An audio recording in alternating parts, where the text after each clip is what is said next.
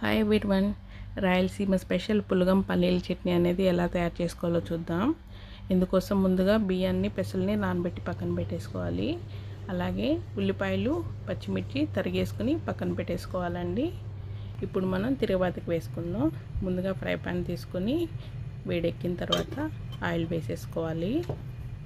తర్వాత ఆయిల్ వేడెక్కింది కదా, ఇప్పుడు మనం తిరగబాత వేసేసుకుందాం. పచ్చిమిర్చి గ్రీన్ చిల్లీ వేసేస్తున్నాను. ఇది కొంచెం వేగిన తర్వాత, అంటే పచ్చివాసన పోయి చిట్పట్లాడిన తర్వాత మళ్ళీ మనం ఉల్లిపాయలు అనేవి వేసేసుకోవాలండి. ఈ ఉల్లిపాయలు వచ్చేసి మనకి గోల్డెన్ కలర్, బ్రౌన్ కలర్ వచ్చే వరకు వేసేసుకోవాలి. ఎంత వేగితే మనకి అంత టేస్టీగా ఉంటుందండి.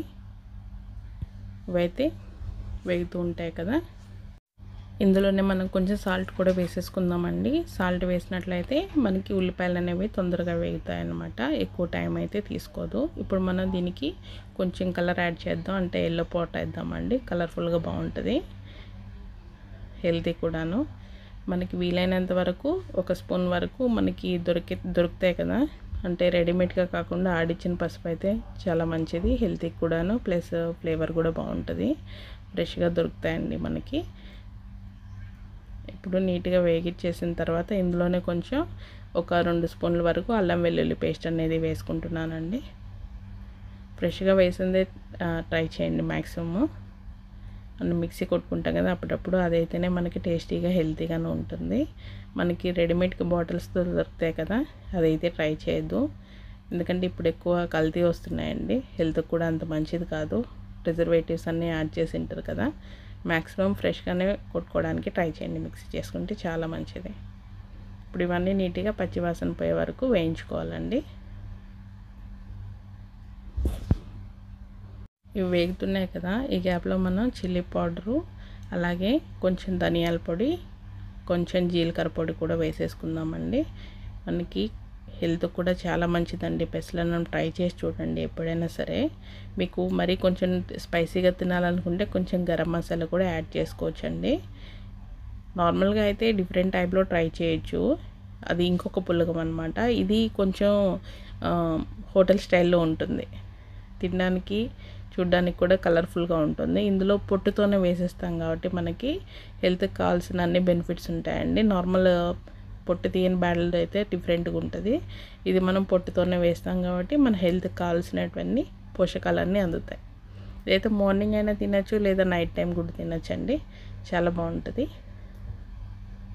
మీరు ఎప్పుడైనా సరే ట్రై చేసి చూడండి, మళ్ళీ మళ్ళీ చేసుకోవాలనుకుంటారు. బాడీ కూడా చాలా కూల్గా ఉంటుందండి ఇవి తీసుకుంటే. ఇప్పుడు అన్నీ చూడండి, మసాలాలు కూడా వేగేస్తున్నాయి కదా. ఇందులోనే మనకి కొంచెం పెప్పర్ వేస్తున్నాను లైట్గా. రైస్ క్వాంటిటీని బట్టి కూడా వేసేసుకోవచ్చండి మసాలాలు అనేవి. మనం తక్కువ తింటాం అనుకుంటే, అంటే ఎక్కువ స్పైసీ తినని వాళ్ళు ఉంటారు, వాళ్ళ కోసం కొంచెం తక్కువగా కూడా వేసుకోవచ్చు. మేము నార్మల్గా, అంటే పిల్లలు ఎవరు లేరు అందుకని నార్మల్గా వేస్తున్నాను. మీకు కావాలంటే చూసుకొని కొంచెం మీ క్వాంటిటీని బట్టి వేసుకోవచ్చు. స్పైసీ తినాలనుకుంటే కొంచెం ఎక్కువ యాడ్ చేసుకోవచ్చండి. ఇప్పుడు ఇందులోనే మనకి ఎసురుకి సరిపడా వాటర్ అనేది వేసేస్తున్నాను. ఈ వాటర్ మనకి రైస్ క్వాంటిటీని బట్టి కొంచెం ఎక్స్ట్రానే వేసేసుకోండి, ఎందుకంటే మనం వంపేస్తాం అనమాట, సరేసరి అయితే కాదు ఇది. ఎసురంతా బాగా నీట్గా బాయిల్ అయిపోయిన తర్వాత ఇందులోనే మనం ఆల్రెడీ నానబెట్టి పెట్టేసుకున్న పెసరపప్పు ఉడికించుకోవాలండి. ఇందులోనే ముందు పెసలు వేసేసుకుని దానికి తగినంత సాల్ట్ కూడా వేసేసుకోవాలి, ఎందుకంటే మనం ఫస్ట్ తక్కువ వేసాం కదా. ఇప్పుడు పెసలు అనేవి కొంచెం బాయిల్ అయిన తర్వాత మనం పక్కన పెట్టేసుకున్నాం కదా, రైస్ కూడా తీసేసుకుని ఇందులోనే వేసేసేయాలండి. అంటే ఒక 10 మినిట్స్ రెండు కలిపి బాయిల్ చేసేసుకోవచ్చు. ఆల్రెడీ ఎక్కువసేపు ఒక 1 అవర్ బిఫోర్ నానబెట్టామంటే తొందరగా అయిపోతుందండి. ఇప్పుడు ఇది నీట్గా ఒక 10 నిమిషాలు మూత పెట్టి ఉడికించేసుకున్నామంటే మనకి కావాల్సినట్టు పలగ్గా రెడీ అవుతుంది.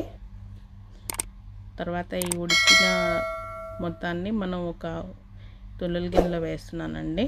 ఇప్పుడు మనకి నీళ్ళు అనేవి నీట్గా వంపేస్తాం, లేకుంటే మనకి డైరెక్ట్గా వంచేసుకోవచ్చు. తర్వాత నీళ్ళన్నీ ఒడిగేసిన తర్వాత మనం కొంచెం టేస్ట్కి సరిపడా ఇలాచీ పౌడర్ వేసేసి కొంతసేపు సిమ్లో పెట్టేసేయండి.